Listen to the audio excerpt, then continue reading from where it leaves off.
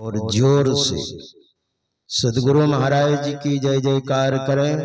श्री सदगुरु महाराज की। देखिए, सदगुरु महाराज की जब जय बोलते हैं तो ऐसा आप ना सोचें कि सदगुरु महाराज की जय जयकार निरर्थक है, बेकार है।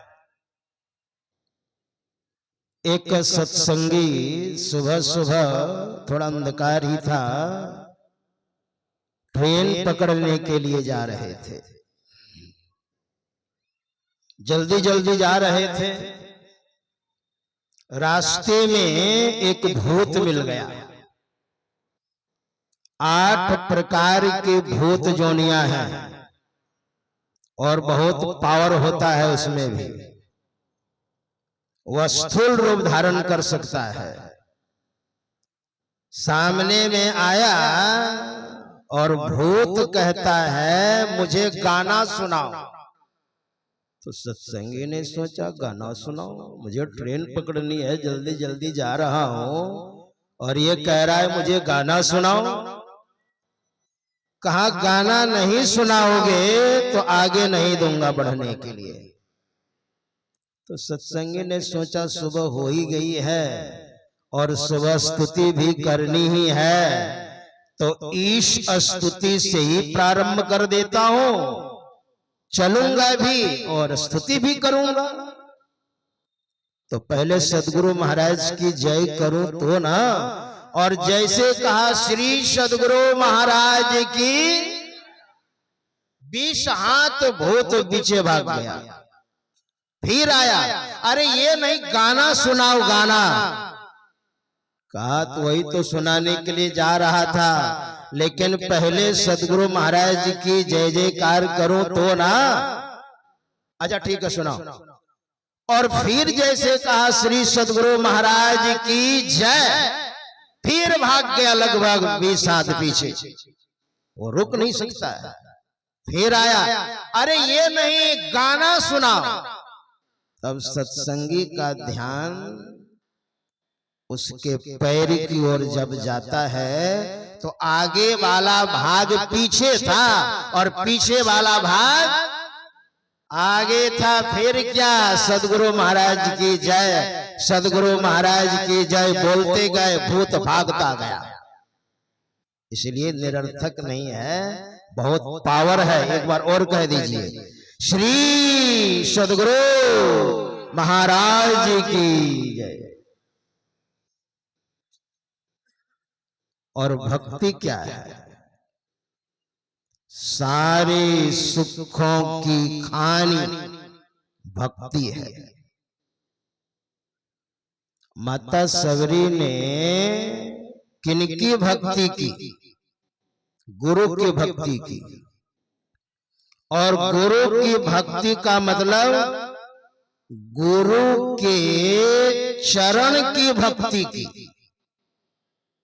जैसे कोई बहुत बलवान आदमी है और उसको पछाड़ना है, तो आप क्या कीजिएगा? पैर पकड़ करके ऊपर कर दीजिए जमीन से, वो निर्बल हो जाएगा। चरण पकड़ लेंगे ना तो पूरी ताकत उसकी खत्म हो जाएगी और आप उसे पराजित कर सकते हैं। चरण, इसमें एक बड़ा सुंदर दृष्टांत है। पंजाब में 10 गुरु हुए। पहला गुरु गुरु नानक साहब थे और उनकी सेवा में जो रहते थे उनका नाम था लहणा, जो आगे चल करके उन्हीं का नाम अंगद देव हुआ।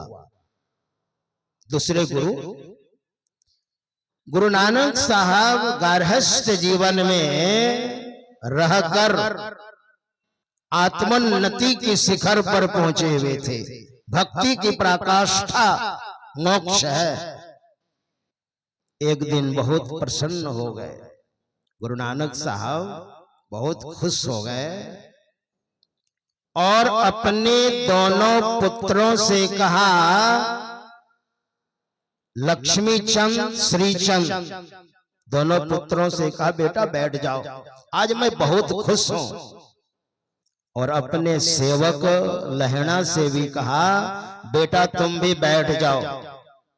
और तीनों को बैठा करके गुरु नानक साहब ने कहा आज मैं देना चाहता हूं तुम लोगों को, कहो क्या चाहिए। महापुरुष अगर चाहे तो सब कुछ दे सकते हैं, प्रसन्न हो जाए तो, खुश हो जाए तो आपकी सेवा से। तीनों बैठ गए तो बड़े बेटे ने कहा, लक्ष्मी चंद बड़े बेटे का नाम,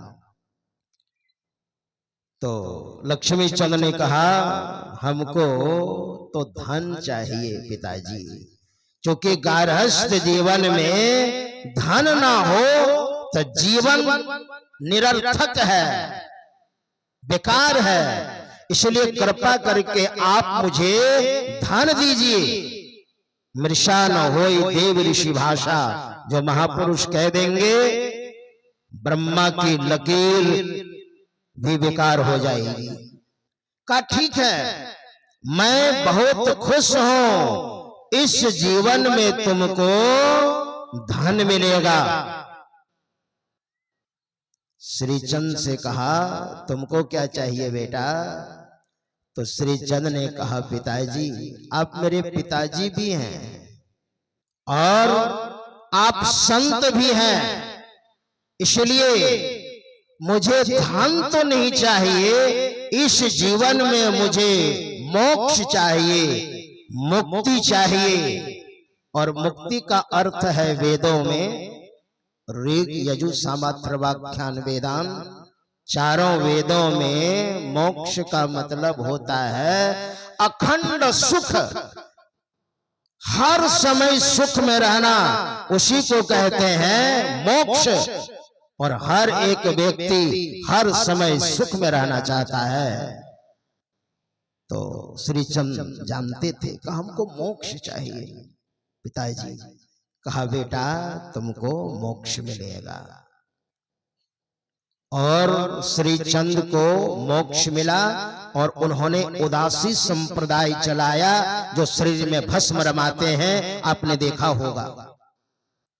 लहणा सेवक से कहा बेटा तुम मांगो।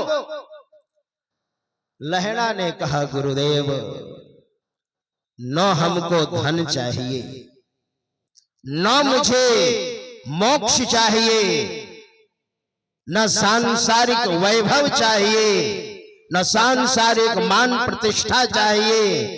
मान प्रतिष्ठा क्या है? प्रतिष्ठा सुकरी विष्ठा, सुअर की विष्ठा की तरह है, धर्मशास्त्र में है, लेकिन मन तो पकड़ता है। हमको ये सब कुछ नहीं चाहिए। तो बेटा तुमको क्या चाहिए? कहा आपके श्री चरणों की भक्ति चाहिए मुझे, मुझे भक्ति चाहिए।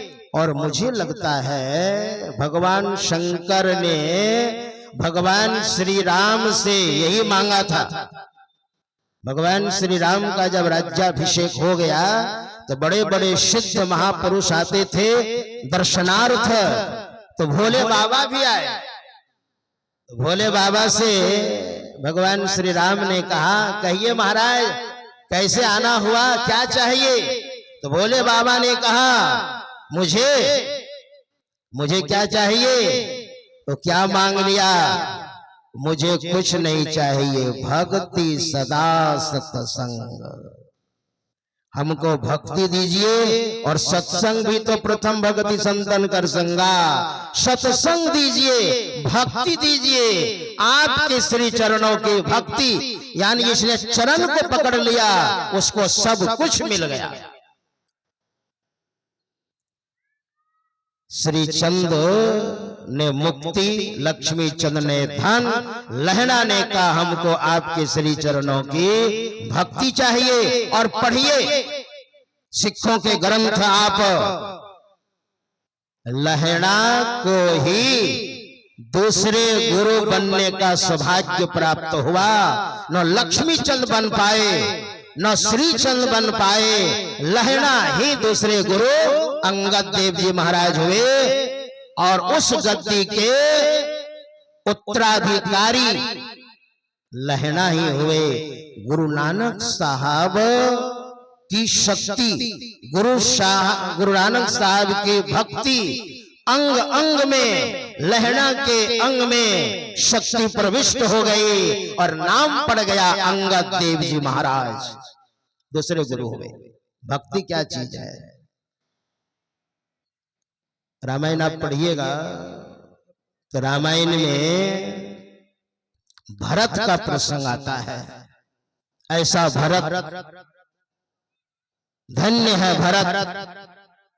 जैसे गेंद को खिलाड़ी उछालते हैं ना, वैसे ही श्री राम और भरत ने मानो राज्य को गेंद की तरह उछाल उछाल करके और उछाल दिया।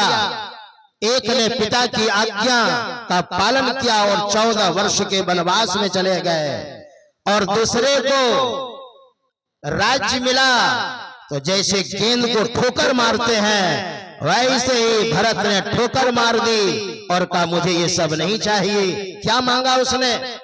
अर्थ न, धर्म न, काम रुचि, गति न चाहूं निर्वाण।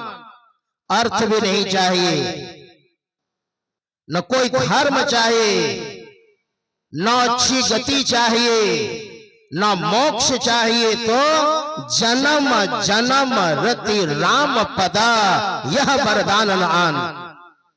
भगवान श्री राम के चरणों की भक्ति मुझे चाहिए। और चरण, वैसे परमात्मा के तो चरण होते नहीं हैं। चरण से तात्पर्य है जो हम दृष्टियों की प्रक्रिया करते हैं, जो भजन भेद लिए हैं। जैसे ध्यान करने जब हम बैठते हैं तो थोड़ा सा मानस जप करते हैं 10-15 मिनट कम से कम, फिर जप छोड़ दीजिए, थोड़ा 10-15-20 मिनट मानस ध्यान कीजिए। ये दोनों प्रक्रियाओं को थोड़ी थोड़ी देर करने के बाद दृष्टियोग करने के लायक आप हो जाएंगे। और दृष्टियोग करते करते जब दृष्टि टिक जाएगी और प्रकाश हो जाएगा, यही परमात्मा का चरण है। और उसमें जो आनंद है, हमारे गुरु महाराज कहते हैं, भजो भाई गुरु गुरु गुरु रूप ध्यान धरु, सन्मुख बिंदु निरेखो, सुख देखो रे भाई। देखने में सुख लगेगा, यही है श्री राम के चरण। और ये सुख जब आपको मिलने लग जाएगा तो उसी में आपका मन लगा रहेगा और धीरे धीरे आत्म कल्याण होगा। इसलिए भक्ति की पराकाष्ठाई मोक्ष है। सबरी ने गुरु की भक्ति की और उन्होंने आत्म साक्षात्कार किया। संपूर्ण रामायण में आप पढ़िए, भक्ति के संबंध में जो सबरी को गति मिली है और रामायण में किन्हीं को वैसी गति नहीं मिली है। यद गत्वा न निवर्तन्ते तद्धामा परमं पदम, वहां गई जहां से कोई लौट करके नहीं आता। और रामायण में और किन्हीं के बारे में ऐसा वर्णन नहीं है जो सबरी के बारे में वर्णन है। तो गुरु की भक्ति करके आत्म कल्याण किया है। श्री सद्गुरु महाराज की जय।